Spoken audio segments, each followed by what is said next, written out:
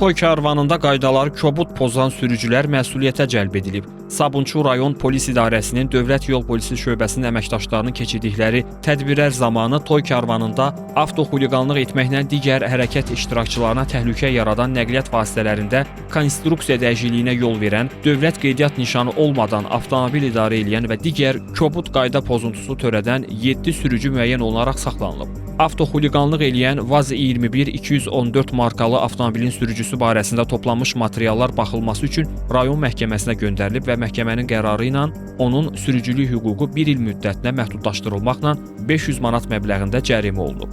Həmçinin Chevrolet VAZ 2107, Xəzər, Ravon, Lada və Daewoo markalı nəqliyyat vasitələrinin sürücüləri barəsində isə İnzibati Xətalar Məcəlləsinin müvafiq maddələri ilə tədbirlər həyata keçirilib.